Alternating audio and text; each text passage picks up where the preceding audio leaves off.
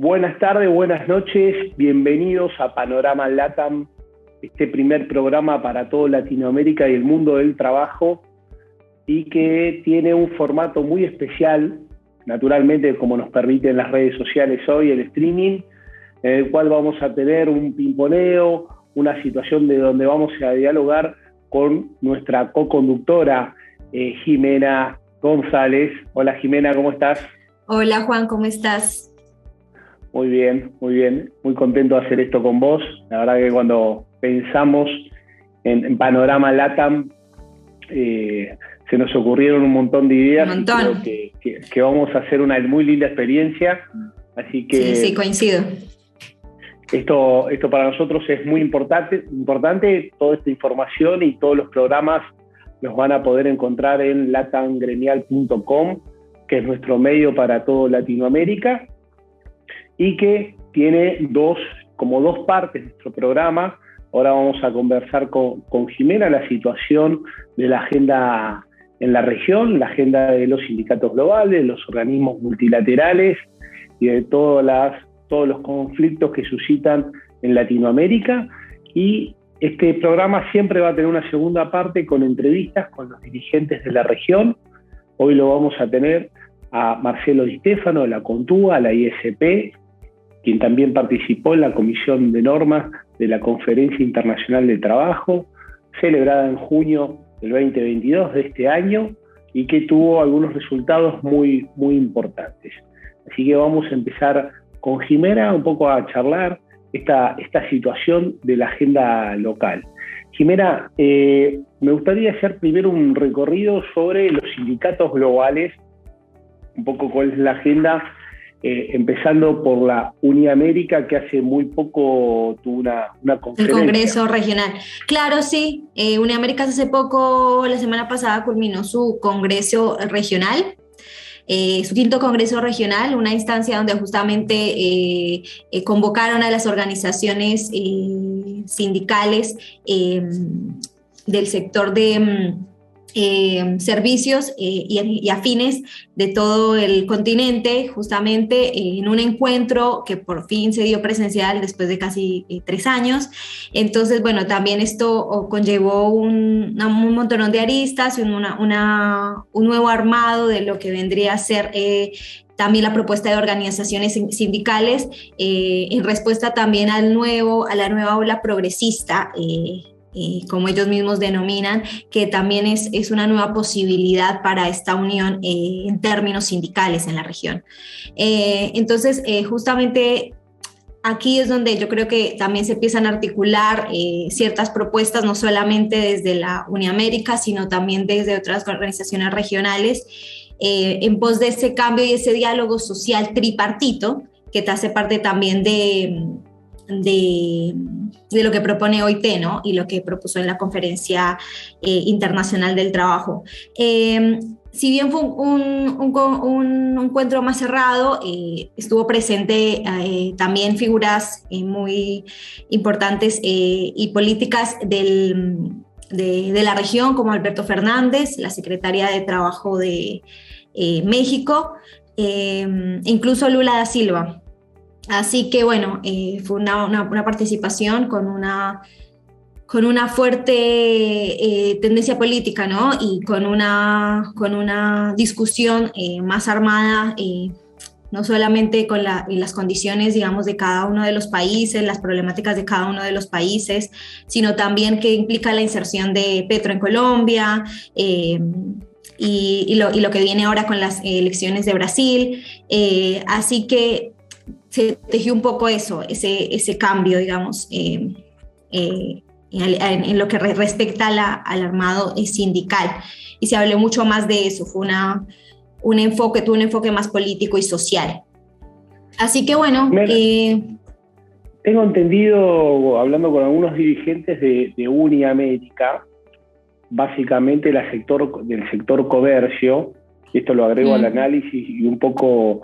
Me pareció interesante el discurso de Héctor Daer en la conferencia, de intentar en la región ser, podríamos decir, de una definición de lo que vendría a ser el modelo Amazon.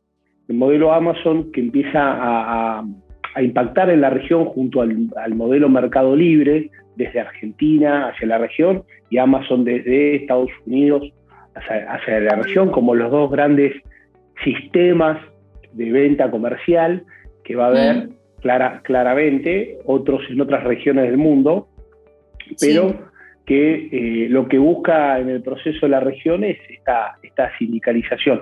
Héctor Daer agregó, dice, en la actualidad se necesita de la negociación colectiva y de sindicatos más fuertes.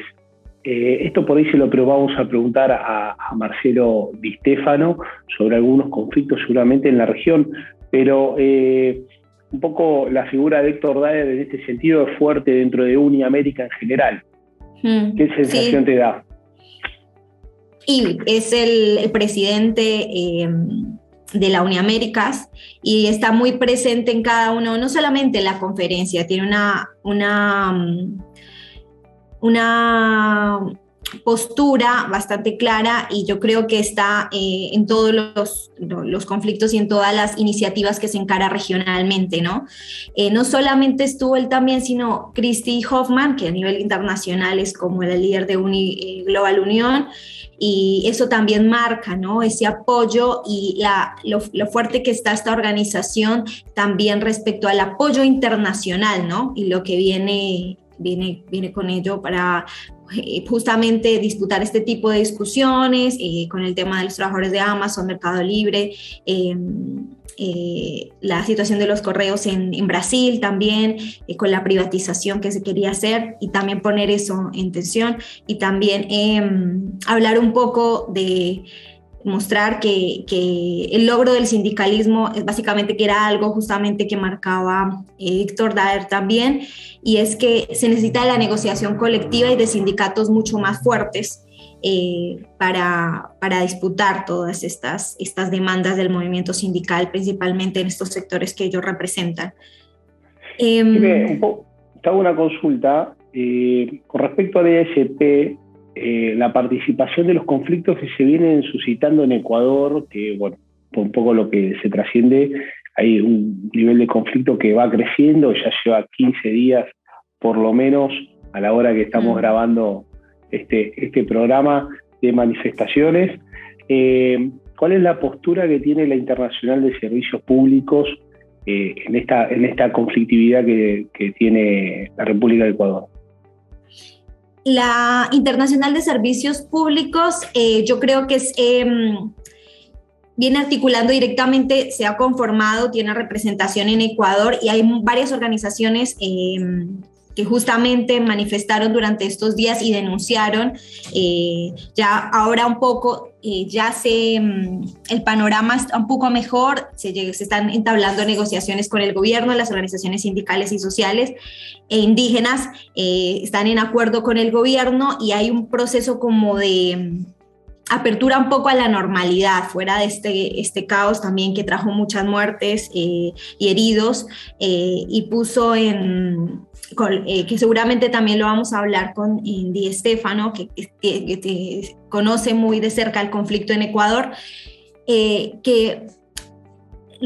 este momento la situación como que está empezando a un poco como a apaciguarse, pero desde la ISP trabajan al interno con las organizaciones del Ecuador y justamente han dado un apoyo más de difusión desde Ecuador hasta la región, manifestando todo esto y denunciando todo lo que ha pasado, que no es una situación menor porque hay una fuerte represión por parte del gobierno hacia las organizaciones sindicales, sociales, indígenas, y de alguna otra forma es como el motor y la fuerza que acompañó por lo menos a los sectores públicos y se vio más que el resto de las organizaciones por ahí a nivel regional, ¿no? Entonces me parece que ese es un papel crucial respecto a eso y que justamente esto también desde el análisis de los diferentes sectores sociales y sindicales y políticos o de la oposición es un primer paso para concretar negociaciones, para la apertura también de espacios sindicales con personería jurídica sin tantas trabas por parte de los gobiernos, del gobierno en este caso. Así que bueno, el papel directamente de la ISP ha sido más interno desde Ecuador y en conjunto con el resto de la región para visibilizar más que nada estas cuestiones. Porque incluso el gobierno limitó la entrada y la difusión de lo que estaba pasando internamente. Sí, hace poco se realizó la cumbre de comunicación política en Quito y fueron varios argentinos, parte de la organización de esta cumbre que lidera Daniel Iboscus, y un poco los participantes, muchos amigos, comentaban una situación muy crítica en la calle, con algunas barricadas, con muchos problemas de circulación, que bueno, como marca Jimena, esto se fue un poco apaciguando, pero que sigue latente. Te quiero cambiar de tema y algo que me interesa, un poco por esto que evolucionó a partir de la resolución de la CIT, la conferencia de la OIT, la resolución de añadir un trabajo seguro y saludable, y hacer que podríamos charlar después de ese tema, hacer un poco una línea con respecto a un reclamo que viene llevando la Industriol con respecto a la actividad del vidrio. Creo que hubo una reunión en Brasil, sí, un poco por lo que se publicó en estos días, y un poco uno de los puntos de reclamo era la situación en términos de salud, la precarización de la mano de obra en el sector. Comentanos un poco, Jimé, de qué se trata este reclamo que viene llevando y acompañando el Industriol con los sindicatos, creo que de Brasil, Perú y algunos otros países de la región. Principalmente los casos en esta reunión que vos mencionás, lo que se plantea es que en varios países del continente, en este sector, justamente las empresas del sector del vidrio, hay ciertas falencias, se plantean ciertas falencias y en cuanto a la contratación, incluso las condiciones de trabajo y de seguridad, que justamente es una de las propuestas que ingresó a la CID 2022, como tú lo habías mencionado, e incluso Gerardo Martínez, delegado titular de Trabajadores de la Argentina, aprobó la resolución sobre hizo parte del equipo que aprobó la inclusión del entorno de trabajo seguro y saludable en el marco de recomendaciones laborales de la OIT, que fue como uno de los pies más importantes de esta conferencia, de la conferencia reciente. Y que muchos referentes, ya como una entrada para el conflicto industrial, marcaban como una decisión histórica y una respuesta a la demanda permanente del sector trabajador, incluso relativa a los principios y derechos fundamentales en el trabajo. Entonces, perdóname, Jimé, generemos un marco de lo que significa la actividad del vidrio, por ahí para el oyente que no conoce. Hay todo un componentes químicos en la producción del vidrio y la manipulación del vidrio como como todo nos pasa, un elemento cortante. Tiene en la producción y en la manipulación y transporte, estamos hablando de un producto que genera muchos accidentes de trabajo. Bueno, de hecho había, creo que estaba en Netflix, había un documental muy interesante que comparaba dos empresas, la misma empresa en dos países, uno en China y uno en Estados Unidos, que eran fábricas de vidrio, cómo era la manipulación y la producción y los accidentes que tenían en China y en Estados Unidos. Perdóname, Jimé, este corte, pero por ahí puede graficar de manera muy interesante lo que estamos hablando con Jimena en este análisis de la postura del Industriol con respecto a los trabajadores del sector. Perdóname, Jimé, pero era un poco para aclarar. No, genial.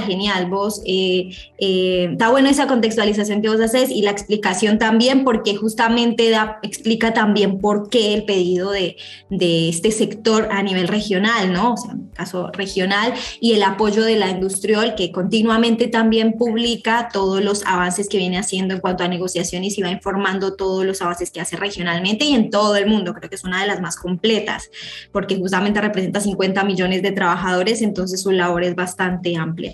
Pero bueno, respecto a esto, decía que también los Estados miembros de la OIT independientemente de su nivel, o sea, digo, como antecedente de su nivel de desarrollo económico, en el caso de América Latina, pensarlo también, están en la obligación de comprometerse a respetar y promover esos principios y derechos, hayan ratificado o no hayan ratificado los convenios correspondientes.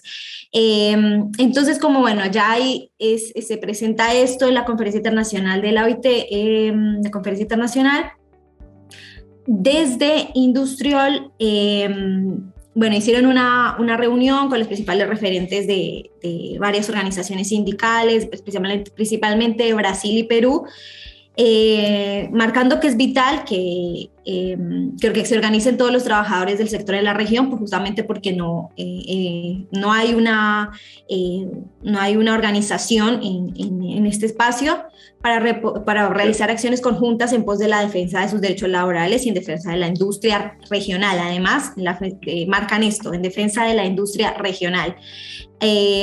Asimismo, bueno,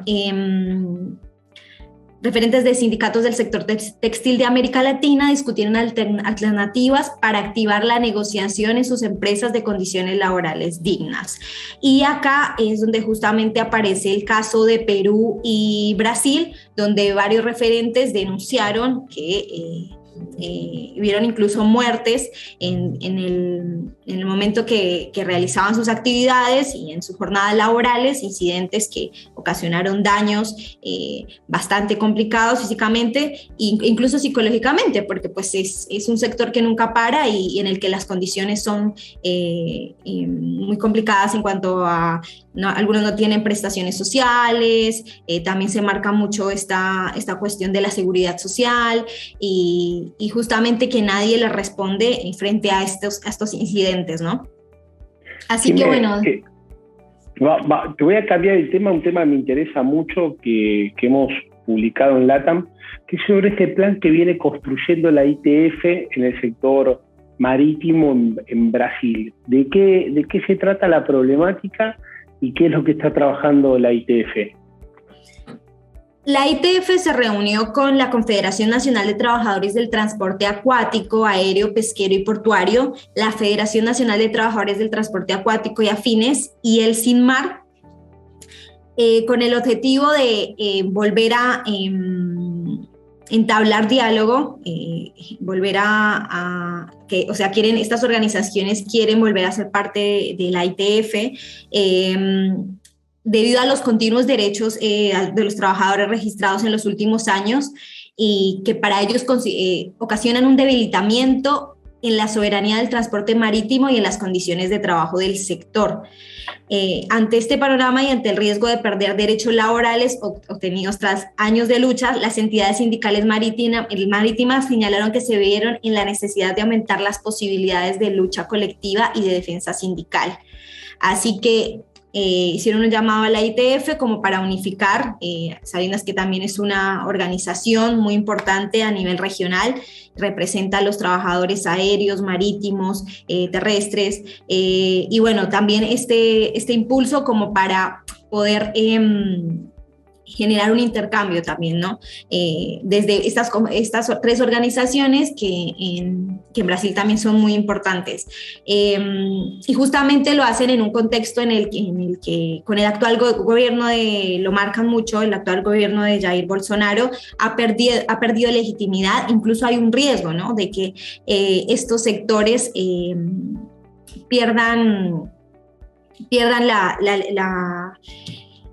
como la fuerza también económica y la estabilidad que tienen hasta el momento. Así que bueno, se plantea justamente este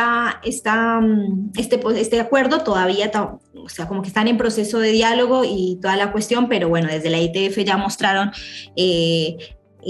una predisposición para acompañar este proceso y para justamente revertir este panorama de este sector, digamos, en Brasil.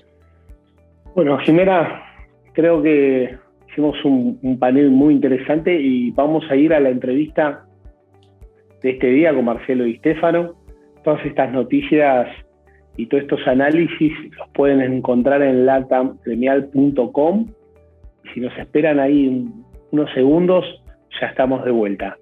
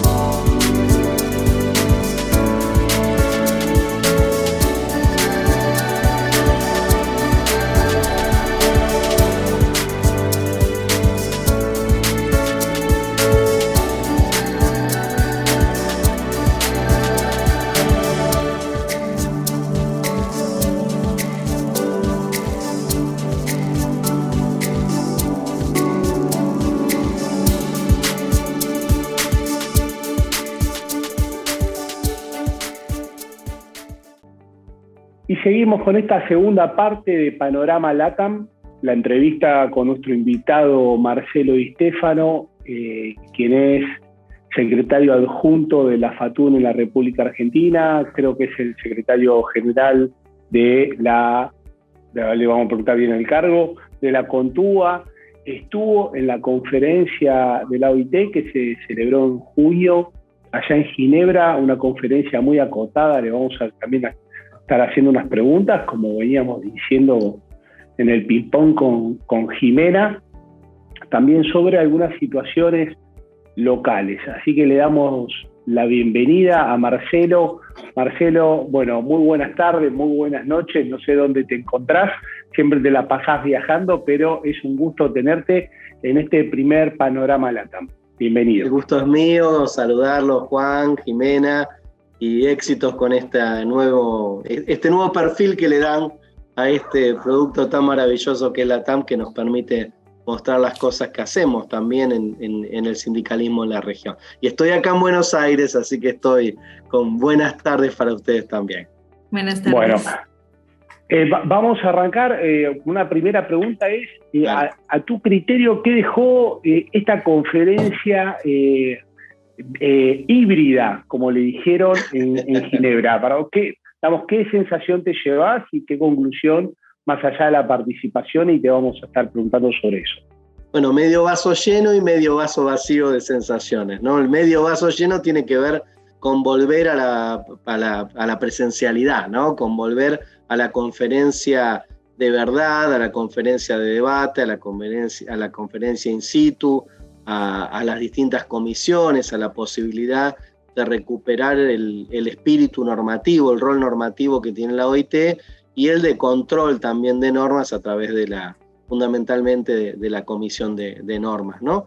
Y el medio vaso vacío, que efectivamente no éramos tantos, que hubo una presencialidad acotada, que los que pudieron hacerlo a distancia no es lo mismo, lo hicieron en diferencia de condiciones, porque los horarios son incompatibles. Imagínense compañeros y compañeras de México que estaban empezando, cuando nosotros estábamos trabajando allá a las 10 de la mañana, acá era de madrugada en Argentina, y en México todavía más tarde, y en la otra punta del mundo pasaba al revés, ¿no? Era todo demasiado tarde. Así que en cuanto a sensaciones, vamos por la positiva. Era un desafío volver a sesionar, o era un desafío volver a sesionar con gente de tantos países circulando y con el virus dando vuelta, donde obviamente hubo contagios, y también algunos aspectos positivos como la aprobación de la dimensión de la seguridad y la seguridad del trabajo como una de las dimensiones fundamentales del trabajo, una de las dimensiones del trabajo decente, que nos permite también ir construyendo a partir de esa definición de la OIT una serie de herramientas que seguramente son valorizadas de otra manera por todos y por todas después de la pandemia. Jimena. Sí, justamente respecto a eso yo te quería consultar. En la Comisión de Normas, en el marco de la CIT 2022, justamente expusiste la fuerte violación de derechos a la libertad sindical en Ecuador. ¿Cómo fue ese proceso de acompañamiento y en qué instancia se encuentra la verificación de esta problemática actualmente? Bueno, buena pregunta, Ximena, para mí, porque le llevo ese tema 10 años. La verdad que he sido uno de los voceros permanentes.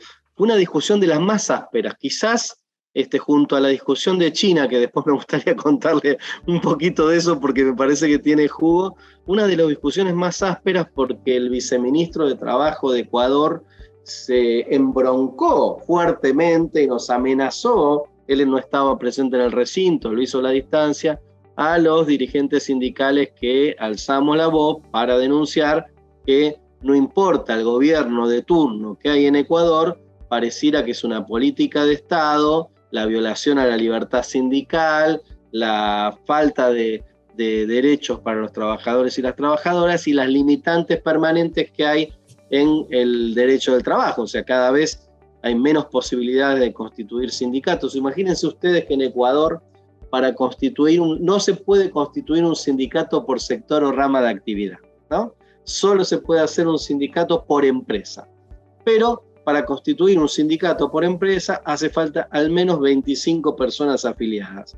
Una matriz productiva de pequeña y mediana empresa, o sea, prácticamente es imposible en los hechos constituir un sindicato en Ecuador, a no ser que sea en el sector público, ¿verdad? A no ser que sea. Y por otra parte, los gobiernos de Correa para acá han perseguido sistemáticamente las organizaciones sindicales, o paralelizándolas, o no otorgándoles la personería jurídica. Esto lo venimos denunciando desde los tiempos de Correa para acá. Y justamente pasó una cosa muy particular, que el viceministro, acusándome con nombre y apellido, me dijo prácticamente que yo estaba asegurando esos argumentos porque seguramente tenía identidad ideológica con el gobierno anterior, ¿no? Lo que me permitió contestarle que para mí, esto que les decía, pareciera una política de Estado, no importa el color político del gobierno, en Ecuador hay una persecución clara a los trabajadores. Y te diría, mirá, les cuento una anécdota que me parece que vale la pena, más que nada para quienes nos ven, para que vean lo diferente que es a veces en nuestros países, ¿no? Al secretario general del Sindicato de las Aduanas en Ecuador, porque en su Facebook personal puso una crítica a la política del gobierno, le iniciaron un sumario y lo querían echar de la aduana, porque decían que él no tenía derecho como funcionario público de expresarse en contra del gobierno, no reconociendo la función crítica que debe tener un dirigente sindical y que tiene justamente la protección contra esa opinión que la hace en defensa del conjunto de los trabajadores. O la Unión Nacional de Educadores, que la destrozaron, le sacaron la personería jurídica, no la reconocieron, o el sindicato del petróleo en Ecuador. La situación es grave. Y lo otro que les cuento, si quieren, muy curioso con lo de China, no sé si les parece. Sí, por supuesto. Uno en la discusión sobre, prácticamente el tema de China era un caso de un distrito anexado a China, donde había una persecución política y sindical que excedía obviamente la cuestión del trabajo, ¿no? De disciplinamiento en especies de campos de concentración, en donde los adoctrinaban y los obligaban a hablar chino y a pensar como el gobierno chino. Pero lo que sucedió es que el debate se convirtió en una gran puesta de escena de la geopolítica mundial entre los países amigos de China y los países que comulgan con la Comunidad Europea y Estados Unidos, para llamarlo de alguna manera. Entonces, no importaba el argumento de fondo, el posicionamiento de los países no era por el tema en discusión, sino era por la posición geopolítica. Lo curioso, por supuesto, es que Estados Unidos criticaba muy fuerte a China y el ministro chino en algún momento le dijo, bueno, en vez de criticar, ratifiquen el convenio, pero si no ratifican el convenio, no pueden criticar. Y ustedes saben muy bien que Estados Unidos no ratifica ninguno de los convenios de la OIT. Marcelo, ahí cuando comentabas el caso de Ecuador, remarcás algo importante que es la fortaleza de esas organizaciones, del volumen de las organizaciones. Cuanto más grandes son, tienen más capacidad de alguna manera de defenderse. Esto lo planteó en el encuentro Uniaméricas Daer, Héctor Daer, el secretario general de la CGT en la República Argentina, y cómo cuando uno ve la foto en Latinoamérica, donde las organizaciones son chicas, suceden estas situaciones, estas persecuciones, y donde las organizaciones son grandes, como en Brasil, en la República Argentina, en esas dimensiones no se da. ¿Esto las organizaciones locales lo ven, lo estudian? Sí, lo ven, lo estudian. Mira, hay algunas cuestiones que tienen que ver con, me ven la mano saliendo, son las cosas del Zoom del perro que se quiere venir. Ahí logré sacarlo, ¿no? Hay algunas cuestiones que van más allá del modelo sindical, que es el modelo de país, es la tradición, es el modelo sociocultural, ¿no? O sea, en Argentina el sindicalismo es fuerte porque hay una fortaleza histórica, ¿sí? Que tiene que ver con el preperonismo y que tiene que ver con el modelo sindical peronista. Así, a mí me gusta hablar de las dos cosas porque efectivamente hay un origen del sindicalismo que tiene que ver con nuestra inmigración y la fuerza de nuestra inmigración ideológicamente, cómo va configurando ese movimiento sindical que luego se consolida a partir del modelo peronista sindical. O sea, no se excede, no es que los dirigentes sindicales actuales somos magos que generamos organizaciones fuertes y unidas y que a partir de esa fortaleza pueden defender en mejores condiciones, sino que hay una tradición. En otros países no hay esa tradición, ¿sí? Y en Brasil, por ejemplo, lo que hay es un modelo sindical que logró en un momento de la historia, con Lula, su conductor, el conductor del movimiento sindical, porque Lula no era ni más ni menos que un dirigente sindical metalúrgico, construir un partido político, perder 3 elecciones, perseverar y construir un esquema de poder donde los sindicatos tienen una fortaleza adicional y estamos a los albores de la recuperación de ese escenario. Hay otros países que no tienen esa tradición, no tienen la tradición cultural y no es apreciada esa necesidad de organizaciones sindicales fuertes por el conjunto de la comunidad. Entonces no es que está fraccionado el sindicalismo, está fraccionado el sindicalismo, la política, la sociedad civil, etcétera. O sea, y no ha logrado consolidar escenario de poder a lo largo de los años. Argentina, al menos, tiene una fortaleza organizacional en los sindicatos, también en las organizaciones gremiales de los empleadores, porque efectivamente vos fijate que la Unión Industrial logra representar a las grandes empresas, fíjate que con 4 cabezas, pero el sector rural se integra, se representa y ejerce la representación en la voz pública. Entonces, eso permite generar esquemas de trabajo distintos. Por supuesto que el deber ser del movimiento sindical es fundamentalmente la unidad, que eso consolida la organización, que te da la fortaleza institucional para defender los intereses de los trabajadores y las trabajadoras con otras posibilidades. Pero donde hay fraccionamiento social, eso es imposible de hacer. Entonces vos tenés muchos países de nuestra querida Centroamérica donde tenés 8 organizaciones sindicales nacionales, 8 centrales. Y la tasa de afiliación tal vez es una tasa que ronda el 10-12%, ¿se entiende? Entonces es muy difícil. En Argentina tenemos otros problemas, ¿no? 50% de trabajo no registrado, por llamarlo de alguna manera. Entonces estás hablando de una representación sindical, no del conjunto, pero sí es verdad que del otro 50% esa representación sindical es muy fuerte. Uno de los argumentos de los empleadores de Ecuador y del gobierno de Ecuador era que la organización sindical por rama de actividad era contraria a la tradición histórica del Ecuador. Y nuestros argumentos fueron: curioso país el Ecuador, en el cual esa tradición impide que funcione aquello que funciona bien en los países que le van bien, ¿no? Porque en los países del primer mundo, y en nuestro país, que no es del primer mundo y que tiene otros problemas, y en el Brasil, etcétera, lo que funciona justamente es la relación colectiva del trabajo de arriba para abajo, o sea, en aquel lugar, el sector o actividad, donde hay mayor fortaleza y mayor capacidad de diálogo, donde el fin de lucro de la empresa no es tan cercano a la disputa con el trabajador. En fin, los argumentos a veces son de características insólitas. Marcelo, te cambio de tema. Hace poco hubo un congreso de la Contúa, hubo cambio de autoridades. ¿Cuál es un poco la agenda, esta nueva agenda de la Contúa y esta planificación, siendo una de las organizaciones jóvenes del continente a futuro?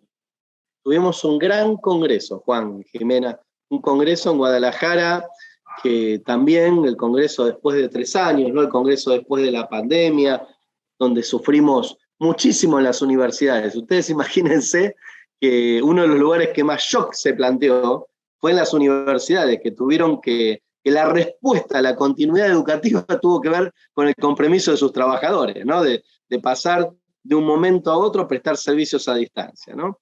Y además sufrimos 2 pérdidas tremendas, muchas, pero 2 tremendas, ¿no? Nuestro presidente anterior ante este congreso, Agustín Rodríguez Fuentes, de México, falleció por COVID, y nuestro coordinador general. Lo perdimos un poco, Marcelo, me parece, con la conexión. Esperemos que no se les haya cortado la luz, como fue en la previa. Lo esperamos un segundito. Vos, Jimelo, ¿me escuchás bien? Ahí creo que, ahí está. Marcelo, ahí volviste. Perdóname, Ahí estamos. Ahí está. Se quedó ahí, Ahí queda está. duro. Creo que está con problemitas de conexión. ¿Ahora estoy? Ahora sí. Ahí te escuchamos bien, Se me cambian las redes. Está bien.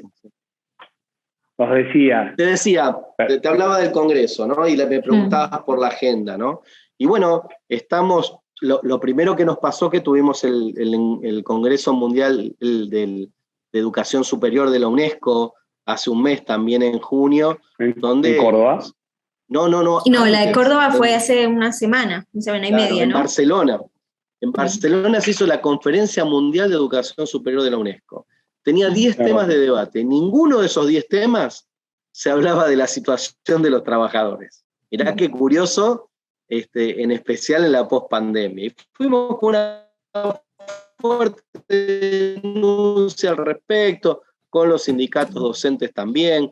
Tuvimos un gran apoyo de todas las redes universitarias latinoamericanas, los rectores, las rectoras, los estudiantes. La verdad que hicimos un gran trabajo ahí y bueno, por lo menos logramos sembrar una idea que sí ahora es parte de nuestra agenda, Juan, yéndonos a eso, tanto con UNESCO como con la OIT. Nosotros queremos generar una norma internacional, ojalá un convenio, es más probable una recomendación por las características, que nos sirva de un piso de derechos a nivel global para los trabajadores del soporte de la educación.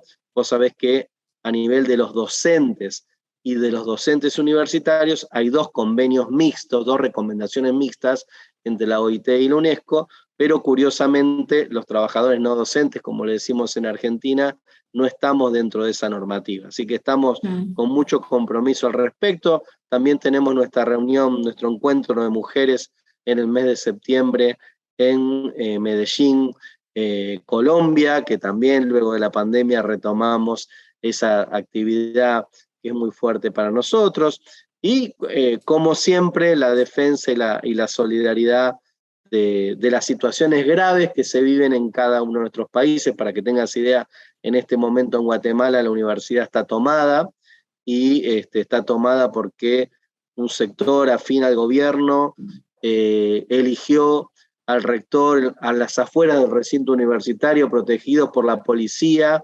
ingresando solamente a aquellos que iban a votar al que luego resultó rector, ¿sí? Un fraude evidente que se está manifestando, y hay situaciones de inseguridad que hacen que, para que ustedes tengan idea, el otro día tuvimos una reunión con los estudiantes, y los estudiantes en una reunión de Zoom, yo lo he visto personalmente en Guatemala, se usan trajes como si fuera del Ku Klux Klan, o sea, vestidos absolutamente tapados, de distintos colores, o sea, cada facultad tiene un color, para que tengan idea, para que los identifiquen, pero tapados de punta a los pies, y tergiversando la voz para que no los identifiquen, porque obviamente si los identifican, castigo, los matan, los apuntan. Esta es la situación que tenemos, y en muchísimos países, ¿no? Sí, y Guatemala, y particularmente Guatemala, es un país que también en vulneración de derechos sindicales y laborales es uno de los más picantes, por decirlo así, actualmente. Sí, hoy Guatemala ocupa el lugar que ocupaba Colombia hace unos años, ¿no? Claro, exactamente, sí, de persecución, también de narcotráfico, y también de una cierta estabilidad de las transnacionales también, que de alguna otra forma apuntan a esa precarización laboral. Yo por otro lado quería un poco ir también a la cuestión desde ISP, de servicios públicos, sí, que también eres parte. Quería saber un poco desde ese espacio, y también teniendo en cuenta las propuestas desde la Conferencia Internacional del Trabajo sobre las garantías de trabajo decente del personal de enfermería y cuidados. Porque sí, ahí se hizo un informe muy interesante, Jimena. Ustedes saben que cada conferencia los expertos hacen un informe, hacen 2 informes. Uno es un informe temático, esta vez tocó enfermería y cuidados, y otro es el informe de los países, ¿no? que es el que luego se debate justamente en los casos. Este año tocó enfermería y cuidados. 2 temas que están juntos, pero que tienen cuestiones bien diferentes, ¿no? O sea, se vinculan porque se vinculan a los cuidados, se vinculan a la salud, pero tienen naturaleza distinta. El informe es muy interesante, y la verdad que lo que hace es diagnosticar una situación penosa que se pone en blanco sobre negro en el contexto de la pandemia, pero que hace rato que estaba presente. La enfermería en el mundo es una enfermería que se construye sobre la base del trabajo migrante, es un trabajo que no se articulan políticas de acreditación de conocimientos, es un trabajo que es mal remunerado y es un trabajo que muchas de las veces lo que está ocurriendo con eso es que se esconde el trabajo no registrado también. Y la situación de cuidado se vincula a muchas cuestiones, algunas cuestiones que tienen que ver con el primer mundo y otras que tienen que ver con nuestra realidad, es esta necesidad de repensarnos desde distintas perspectivas. Una de las perspectivas que hay que pensar la economía de cuidado tiene que ver con la lógica patriarcal, por supuesto, y nada más evidente que lo que sucedió en la pandemia y cómo las mujeres sufrieron especialmente esta situación de tener que atender hijos y personas mayores al mismo tiempo de trabajar, etcétera. No voy a poner a un tema que es un tema en sí mismo para discutirlo, pero también sí, en una sociedad que cada vez es más longeva, en una sociedad que necesita pensar en la protección social, efectivamente tiene que discutir la realidad de esos trabajadores y trabajadoras, fundamentalmente trabajadoras, que se dedican al cuidado de la minoridad y de la ancianidad y de las personas con necesidades especiales y con necesidades producto de alguna situación que tenga que ver con su salud. Y donde efectivamente ahí hay un campo de trabajo migrante y de trabajo no registrado y de trabajo sin derechos enorme, que si uno lo piensa en cada una de las regiones del mundo, va a ver como los países centrales de la región toman trabajo migrante de los países periféricos de esa región. O sea, si uno lo piensa en perspectiva de Europa, los países poderosos de Europa, la economía del cuidado está concentrada en trabajadores migrantes que vienen, sí, o bien de algunos de nuestros países, Ecuador es uno de los países que lo genera, o de Moldavia, de países que efectivamente tienen una situación peor que la central en los límites de la Europa. Y si lo pensamos, por ejemplo, de Argentina, si quieren verlo así, con la particularidad de que en este momento el dólar hace que esto que les voy a decir se pueda ver distorsionado,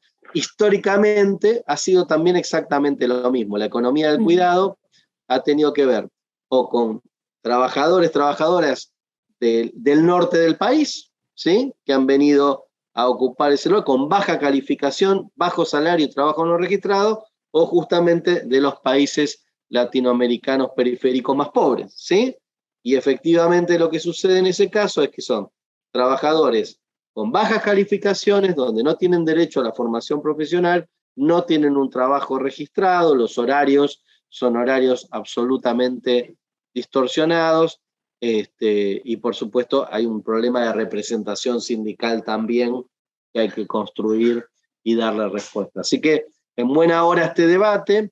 Yo creo que el tema de la economía de cuidado es un tema que va a ir creciendo, que va a ir mutando también, porque permitíme ver que la ISP, por ejemplo, hizo un trabajo en México, Argentina y Chile al respecto, donde se empieza a hablar ya no de economía del cuidado, sino que se incorporan otros conceptos a esos debates. En fin, son temas que tenemos que atender y, como les decía antes, no es casualidad que el tema de la seguridad social, el tema de enfermería y cuidados, son temas que tienen más fuerza hoy, porque necesariamente debe ser así, ¿no? Luego de la pandemia que sufrimos y las que podemos volver a sufrir, ¿no? O sea, y las que podemos, porque vos decías la agenda de la ISP, uno de los temas que más me interesa de la agenda de la ISP a mí tiene que ver con la desregulación de las vacunas en situaciones de emergencia.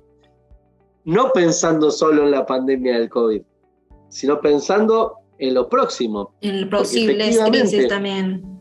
Claro, efectivamente vamos a tener más crisis, o sea, y se va a acelerar esa situación por otro tema que es muy importante por la ISP, que tiene que ver con el medio ambiente, el deterioro del medio ambiente, la desprotección que estamos teniendo todos en cuanto humanos, ¿no? En cuanto a la afectación que hace el cambio climático, el cambio medioambiental sobre nuestra vida ya inmediata, no de las futuras generaciones, sino inmediata. Entonces, todos estos temas, vos fíjate cómo articulan una agenda política y sindical.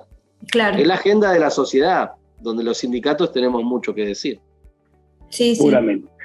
Marcelo, te agradecemos esta participación en Panorama LATAM. Esperamos en algún momento contar nuevamente con tu presencia y seguir un poco la agenda de tanto la ESP, la Contúa y tu participación en lo que es la función dentro de la OIT por parte de los trabajadores, en este caso argentinos.